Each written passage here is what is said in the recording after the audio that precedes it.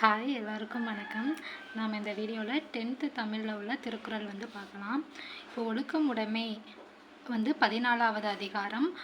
இது அறத்துப்பால் இல்லறவியலில் இருக்குது. ஃபஸ்ட்டு குறள், ஒழுக்கம் விழுப்பம் தரலான் ஒழுக்கம் உயிரினும் ஓம்பப்படும். ஒழுக்கம் எல்லாருக்கும் சிறப்பை தருவதால் அவ்வொழுக்கத்தை உயிரினும் மேலானதாக பேணி காக்க வேண்டும். அப்போது எதை நம்ம உயிரினும் மேலானதாக பேணி காக்க வேண்டும்னா என்னதுன்னா ஒழுக்கம். அடுத்து, ஒழுக்கத்தின் எய்துவர் மேன்மை, இழுக்கத்தின் எய்துவர் எய்தாப்பழி. ஒழுக்கமாக வாழும் எல்லாரும் மேன்மை அடைவர். ஒழுக்கம் தவறுபவர் அடையக்கூடாத பழிகளை அடைவர். ஒழுக்கத்தின் எய்துவர் மேன்மை, இழுக்கத்தின் எய்துவர் எய்தாப்பழி. அப்படின்னா ஒழுக்கமாக வாழும் எல்லாரும் மேன்மை அடைவாங்களாம். ஒழுக்கம் தவறுபவர் அடையக்கூடாத பழிகளை அடைவர். உலகத்தோடு அட்ட ஒழுகல் பலகற்றும் கல்லார் அறிவிலாதார். உலகத்தோடு ஒத்து வாழ கல்லாதார் பல நூல்களை கற்றாராயினும் அறிவு இல்லாதவரே என கருதப்படுவார். அதாவது உலகத்தோடு ஒத்து வாழ கல்லாதவர் பல நூல்களை கற்றவராக இருந்தாலுமே அவர் அறிவில்லாதவராக கருதப்படுவார் அப்படின்னு சொல்லியிருக்காங்க. அடுத்து, மெய் உணர்தல் 36வது அதிகாரம். இது அறத்துப்பால் துறவரவியலில் இருக்குது. எப்பொருள் எத்தன்மை தாயினும் அப்பொருள் மெய்ப்பொருள் காண்பது அறிவு. இதோட பொருள், எந்த பொருள் எந்த இயல்பினதாக தோன்றினாலும் அந்த பொருளின் உண்மையான பொருளை காண்பதே அறிவாகும். அதாவது எந்த பொருள் எந்த இயல்பினதாக தோன்றினாலும் அந்த பொருளோட உண்மையான பொருளை காண்பது தான் அறிவு அப்படின்னு சொல்லியிருக்காங்க. அடுத்து, காமம் வெகுளி மயக்கம் இவை மூன்றன் நாமம் கெடும் நோய். அப்படின்னா ஆசை சினம் அறியாமை என்ற மூன்றும் அழிந்தால் அவற்றால் வரும் துன்பமும் அழியும். அப்போது எதனால் வரும் துன்பம் அழியும்னா ஆசை சினம் அறியாமை இந்த மூன்றும் அழிந்தால் அவற்றால் வரும் துன்பமும் அழியும் அப்படின்னு சொல்லியிருக்காங்க. இடிப்பாறை இல்லாத ஏமாறா மன்னன் கெடுப்பார் இலானும் கெடும். இதோட பொருள், குற்றம் கண்ட பொழுது இடித்து கூறும் பெரியாரை துணை கொள்ளாத பாதுகாப்பற்ற மன்னன் பகைவர் இன்றியும் தானே கெடுவான். இடிப்பாறை இல்லாத ஏமாறா மன்னன் கெடுப்பார் இலானும் கெடும். குற்றம் கண்ட பொழுது இடித்து கூறும் பெரியாரை துணை கொள்ளாத பாதுகாப்பற்ற மன்னன் பகைவர் இல்லைன்னாலும் தானே கெடுவான் அப்படின்னு சொல்லியிருக்காங்க. அடுத்து, பல்லார் பகை கொள்ளலில் பத்தெடுத்த தீமைத்தே நல்லார் தொடர் கைவிடல். இதோட பொருள், தான் ஒருவனாக நின்று பலரோடு பகை மேற்கொள்வதை காட்டிலும் பல மடங்கு தீமையை தருவது நட்பண்புடையோரோட நட்பை கைவிடுதல். அது பல மடங்கு தீமையை தருவது எது அப்படின்னா, தான் ஒருவனாக நின்று பலரோடு பகை மேற்கொள்வதை காட்டிலும் பல மடங்கு தீமையை தருவது நட்பண்புடையோரோட நட்பை கைவிடுதல். அடுத்து, கொடுங்கோன்மை 56வது அதிகாரம். பொருள்பால் அரசியலில் இருக்குது. வேலோடு நின்றான் இடுவன்றது போலும் கோலோடு நின்றான் இரவு.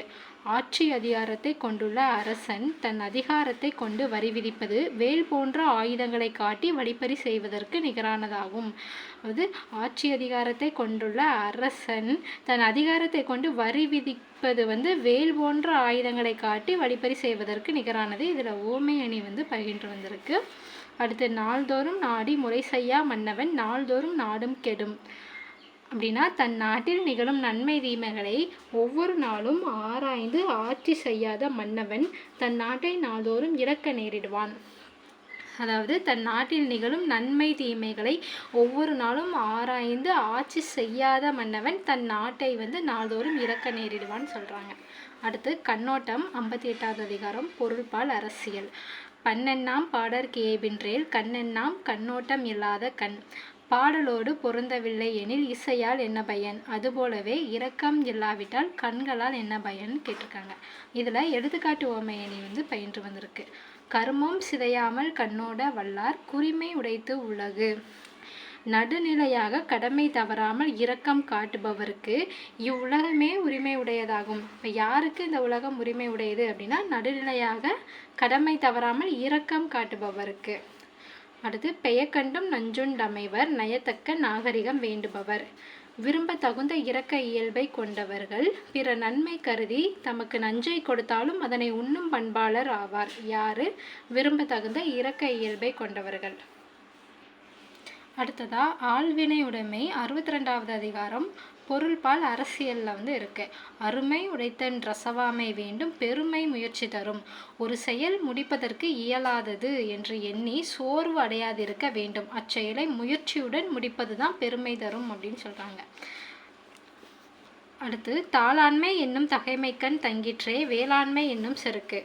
விடாமுயற்சி என்னும் உயர் பண்பு கொண்டவர்களால் தான் பிறருக்கு உதவுதல் என்னும் உயர்ந்த நிலையை அடைய முடியும். அப்போ யாரால பிறருக்கு உதவுதல் அப்படிங்கிற உயர்ந்த நிலையை அடைய முடியும் அப்படின்னா விடாமுயற்சி அப்படிங்கிற உயர் பண்பு கொண்டவர்களால் தான்.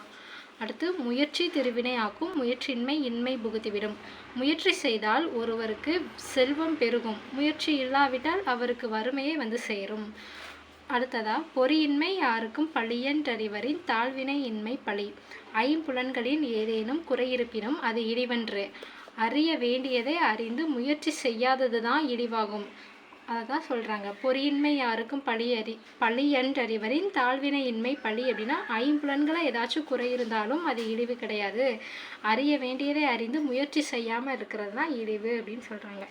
அடுத்து, ஊழையும் உப்பக்கம் காண்பார் உழைவின்றி தாளாதுணர்ச்சுபவர். சோர்வில்லாத முயற்சி செய்வோர் செய்கின்ற செயலுக்கு இடையூறாக வரும் முன்வினையையும் தோற்கடித்து வெற்றி அடைவாராம். யாரு? சோர்வில்லாது முயற்சி செய்வோர் செய்கின்ற செயலுக்கு இடையூறாக வரும் முன்வினையையும் தோற்கடித்து வெற்றி அடைவார். அடுத்து, நன்றியில் செல்வம்.